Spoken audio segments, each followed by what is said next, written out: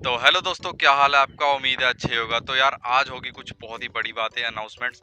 Jon Jones जो हैं उन्होंने रिटर्न कर लिया अपना ड्रग टेस्टिंग के अंदर, जो कि यूएफसी की एक एजेंसी है जो कि प्लेयर्स का, एथलीट्स का ड्रग टेस्ट लेती है। चाहे वो रात के 12 बजे टेस्ट ले, चाहे वो सुबह को टेस्ट ले, वो उनकी मर्जी होती है। पहले उसाडा लेती थी, लेकिन अब कंपनी को चेंज कर दिया गया है, जो कि एनबीए वगैरह का ड्रग टेस्ट लेते हैं, वही अब यूएफसी का एथलीट्स का ड्रग टेस्ट लेते हैं। सो जॉन जोन्स जो है पूल के अंदर रिटर्न कर चुके हैं। सो इसका मतलब है कि भाई वो एक फाइट करेंगे। सो ऑब्वियसली फाइट कहाँ होगी हमें पता है भाई, वो होगी भाई व्हाइट हाउस के अंदर। Because there is no other way कि जॉन जोन्स अपना रिटर्न करते। एज अमेरिकन उनके लिए एक ऑनर की बात होगी कि वो व्हाइट हाउस के अंदर भाई अपनी यूएफसी की लास्ट फाइट लड़ें। और डोनाल्ड ट्रंप ने जब अनाउंसमेंट की थी तो भाई हंगामा ही मच गया था।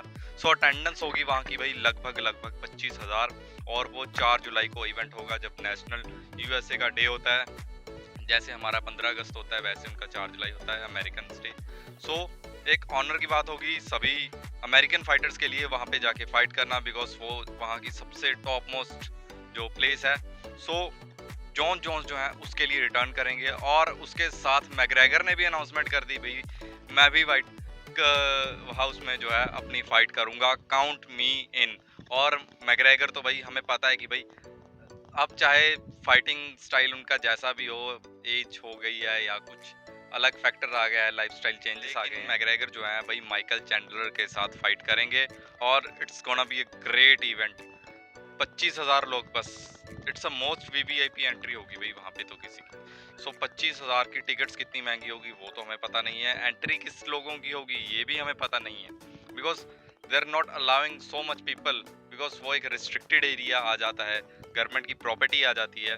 सो 25,000 बहुत ही ज़्यादा स्पेशल लोग होंगे भाई अमेरिकन्स। और डोनाल्ड ट्रंप के कुछ खास भी होंगे उसमें पार्टीज वाले। सो यूएफसी इवेंट व्हाइट हाउस के अंदर होना भाई पहली बार हो रहा है हिस्ट्री में। और ये फाइट ऑब्वियसली बहुत ही ज़्यादा कमाल करने वाली है भाई जब भी ये फाइट होगी। और लेट्स सी, अगर ये होगा तो सबके लिए बहुत बढ़िया होगा। अनाउंसमेंट तो कर दिया है, लेकिन अब बारी डायना वाइट की है, वो किस तरह से इसको जो है इंटीग्रेट करते हैं। सो अगली न्यूज़ की बात करें भाई, हामजा चिमाएव जो है उनकी फाइट होने वाली है भाई डीडीपी से। डीडीपी से बड़ा ट्रैश टॉकर यूएफसी में नहीं है राइट नाउ, बिकॉज वो इस लेवल की ट्रैश टॉक करते हैं कि भाई ओपोनेंट को रुला देते हैं। एंडरसानिया को रुला दिया, सीन स्ट्रिकलैंड को रुला दिया उनका पास ट्रोमा बता के अपने फादर के साथ। मतलब वो इस लेवल तक बंदा बोल देता है, और इतनी सिंपल तरीके से बोल देता है कि भाई दूसरा एथलीट जो है वो सोचने पर मजबूर हो जाता है कि मैं इसको क्या जवाब दूं। सो उनकी फाइट भी अगस्त को होगी, अगस्त 16 को। और बहुत ही अमेजिंग इवेंट होने वाला है राइट नाउ। मुझे क्या लगता है, अगर तो बात रेसलिंग तक आई तो भाई हामजाद पहले ही राउंड में चाहेंगे कि डीडीपी को फिनिश कर दें, जो कि बहुत ही मुश्किल होगा। बिकॉज डीडीपी जो है वो भाई बहुत ही ज्यादा वर्सेटाइल है, वो कुछ भी करें, कुछ भी एक्शन लगाएं, टेक डाउन लगाएं, बैक फिस्ट मारें, उनका तुक्का लग ही जाता है। सो ऑब्वियसली इस फाइट में भी देखना होगा कि वो हामजाद को एक शॉट से कैच कर पाते हैं कि नहीं। सो बहुत ही ज़्यादा अमेजिंग फाइट होने वाली है। It's gonna B 50-50। लेकिन हामजाद की डोमिनेंस जो है वो रेसलिंग में बहुत ज़्यादा है, लेकिन डीडीपी को भी आप इग्नोर नहीं कर सकते। यू डोंट नो भाई डीडीपी कब क्या कर दे, भाई कौन सा मूव लगा दे, कौन सा सबमिशन लगा दे। ही सो वर्सेटाइल, ही सो अनप्रेडिक्टेबल कि आप पता नहीं कर पाएंगे। So move on to the next thing, Islam Makhachev और जेडीएम की फाइट जो कि भाई होगी एमएसजी गार्डन में नवंबर में होगी, या अबू धाबी में अक्टूबर में होगी। इस्लाम ऑब्वियसली चाहेंगे कि भाई ये फाइट जो है वो अक्टूबर में अबू धाबी में हो, because he has some priority for there. मतलब उसको बहुत ज़्यादा कंफर्टेबल होम जोन की तरह फील होता है Abu Dhabi.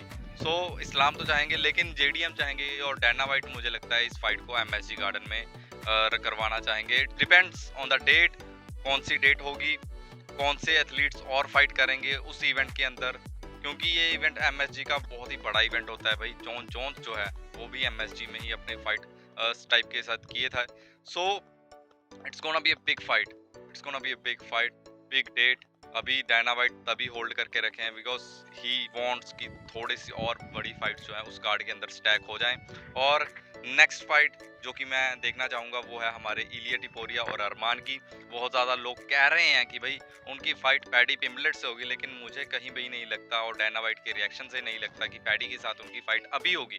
Paddy number 1 contender के लिए जस्टिन गेजी से फाइट कर सकते हैं, लेकिन Arman is the number 1 on the line because he was the backup fighter. उन्होंने वेट कट किया, सारे कैंप लगाए और अरमान ये डिजर्व करते हैं। और मुझे क्या लगता है भाई, इलिया वर्सेस अरमान की fight, it's gonna be a tough fight obviously, जो नेक टू नेक फाइट है, लेकिन Ilia can catch anybody with that right hand, right hook.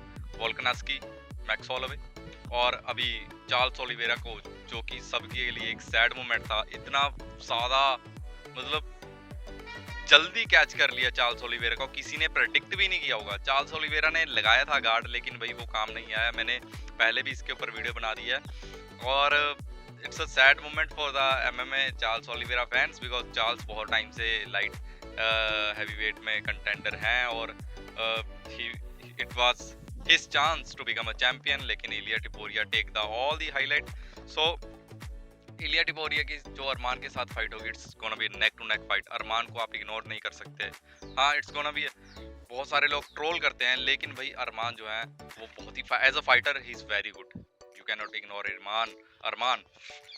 सो मुझे लगता है कि भाई अरमान जब इस फाइट को थोड़ा सा लेटर राउंड्स में ले जाए तो अरमान इस फाइट को जीत सकता है। लेकिन अगर इलिया टिपोरिया पहले 2 राउंड्स में कैच कर गया, so it's gonna be a McGregor vibe, so it's gonna be greatest of Ilia टिपोरिया।